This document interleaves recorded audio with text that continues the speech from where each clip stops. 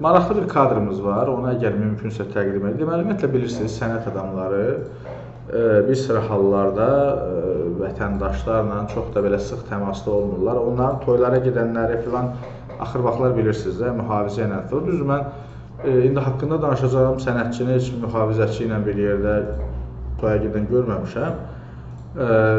Daha doğrusu meyxanaçıdır, Pərviz Bülbülədən söhbət gedir. Amma maraqlı bir, kuryoz bir hadisə yaşanıb. Kütləvi tədbirlərin birində Pərviz Bülbülə səhnədə çıxış edərkən, görüntülər səssiz də gedə bilər, yəni səhnədə çıxış edərkən anidən bir tamaşaçı ona yaxınlaşmaq istəyir və həmin tamaşaçı şəkil çəkdirmək üçün çox qəribədir ki, həmin anda baxın, telefonu cibindən çıxardır. Pərviz sanki elə bilir ki, onu nəsə xəsarət yetirmək üçün filan. Bir də baxın həmin hissəyə. Burada da çox maraqlı şərhlər yazılıb, neçə illik geri düşdü filan. Baxın, o hissəni bir daha təkrar baxın. Çox maraqlı görüntülərdir hər halda.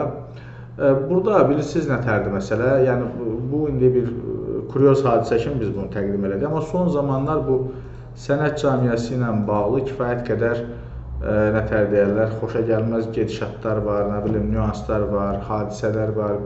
O deyir, mən bundan yaxşıyam, bu deyir, mənim ayaqqabım bu qiymətədir, bu deyir, belədir, o deyir, elədir. Amma bütün hallarda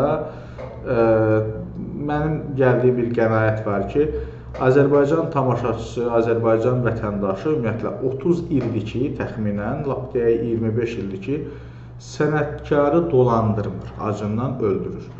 Və buna yüzlərlə nümunələr çəkərəm. Siz də əgər aranızda ədalətli insanlar mənə qoşulmaq istəsə, onlar da təsdiqləyərlər ki, bugün Azərbaycanda yüzlərlə, minlərlə istedadlı insanlar istəyir toy bazarından, istəyir digər konsert və s. bunlardan kənardadırlar. Düzdür, Pərviz istedadlı adamdır, bu heç. Amma ümumiyyətlə bu mövzunun üzərindən sadəcə danışıram ki, amma bəyənmirik, xoşlamırıq, pis oxuyur, pis davranır dediyimiz adamlar maraqlıdır. Bu adamlar o bahalı həyat tərzini necə yaşayırlar? Bunu biz yaşadırıq da, siz yaşadırsınız. Yəni, güya bəyənmirsiniz, amma toyunuzda, məclisinizdə gətirib bunları ən başda otuzdurursunuz. Yəni, bunları mütləq nəzərə almaq lazımdır.